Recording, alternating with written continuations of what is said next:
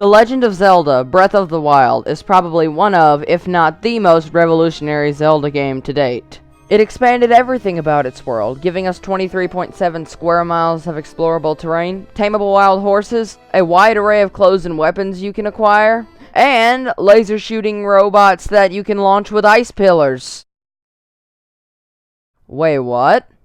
Yeah, even though there are developers that pour their hearts and souls into the game's development, there are still going to be a few oversights, or glitches if you want to call them that.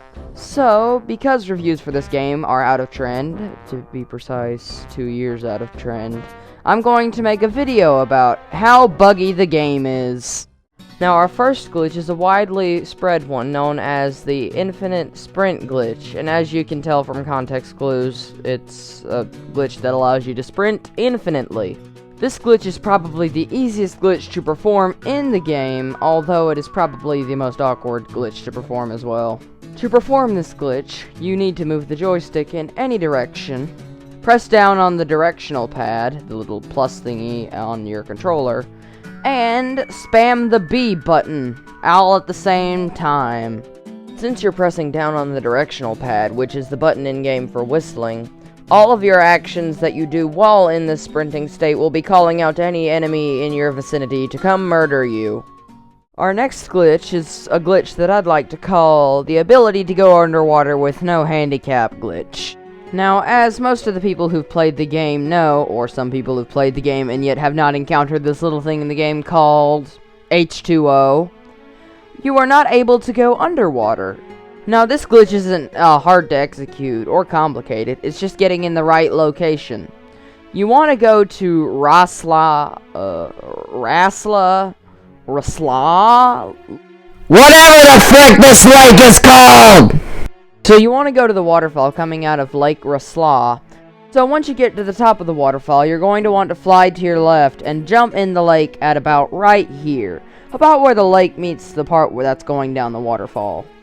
After that, you can do pretty much whatever you want. I mean, I'm not stopping you from running around in circles under there throwing bombs at yourself.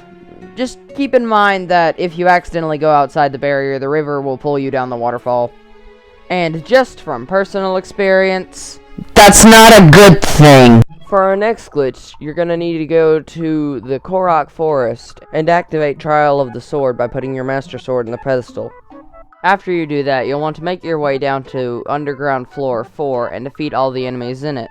When you accomplish this task, you will need to take one of the 2 crates sitting on top of the enemy platform. Take it to a wall, specifically an indentation in the shrine wall. Activate stasis on it, hit it until the arrow is red, get in front of the box, and wait to be launched into the wall. After the fact, you can just do whatever you want. There's no actual way to get out of this, though, unless you warp out, or do another glitch, which is really hard that I'm not going to show here. Also, Limbo's water physics are a bit off.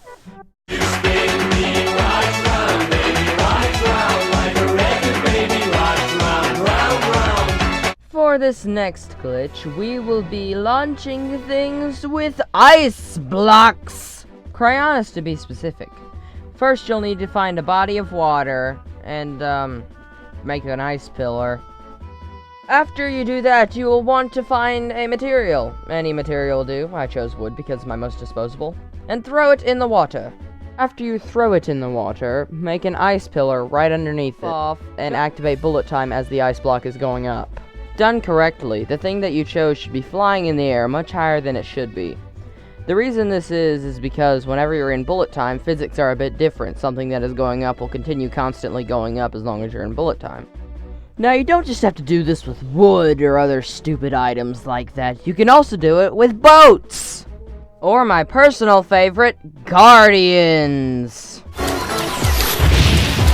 The next glitch is a glitch called flying machine glitch. It requires 2 minecarts, preferably the ones in Death Mountain, because those are the closest together and easiest to get together. And it causes them to fly! So you're gonna go down to the lava lake and do what any rational person would do. Get out your bombs and start blowing the minecart up! Specifically, you're going to put it in the back of the minecart so the blast propels it forward to the next stopping place. When you get to the stopping place, take your minecart off the track with magnesis and take it to the other minecart that is most likely there.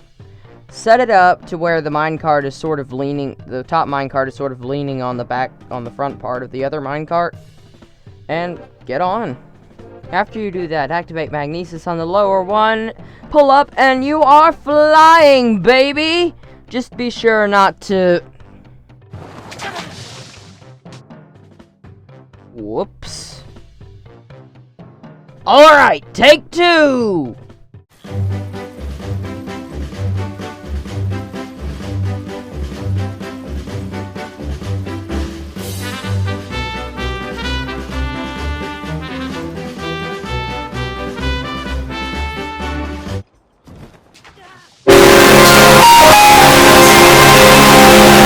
For our next glitch, you'll want to head over to the archery camp in southwestern Hyrule. After that, go talk to the man who starts the minigame where you shoot arrows from horseback. But be sure not to get off your horse when talking to him. Now, you won't need any arrows, even though this is an archery minigame. All you'll need to do is run in the opposite direction. Specifically to this little hill overlooking a group of horses.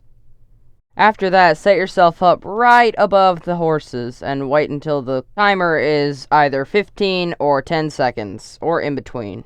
After that, jump off your horse and fly over to another horse and land on it. Now, don't go taming this horse too hard. We're trying to keep it bucking wild when the timer runs out. After that, you should get this. After that happens, you'll want to get out of the conversation and just watch for a little bit if you feel like it. Now, you may think this is all, but wait, there's more! So, after you do whatever that is, warp. Just warp anywhere. I don't care where you go. After you warp somewhere, you will have the amazing power of... That's right, this game literally has an error in the code that allows you to do something that other games would require a hack. You can now jump infinitely anywhere, no matter where it is, even if it is the top of the world. No matter where you want to go, it is now accessible to you only. Or to whoever does the glitch. Also, it can make shrines really, really easy to complete.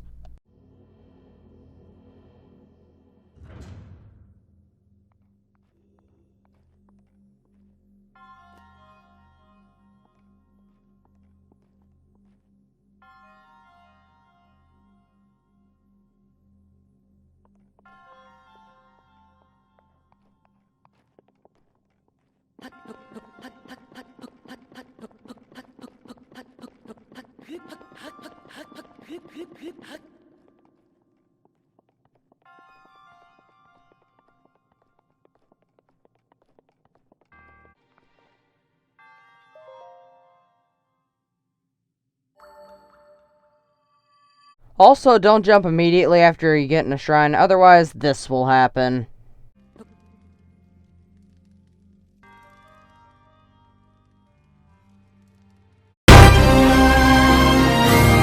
Hey, thanks for watching this video. Please be sure to like, comment, and subscribe. And I'm putting credit where credit is due and putting links in the description to where you can find the people who discovered these glitches. Please, watch one of my other videos if your sanity can take it. Bye!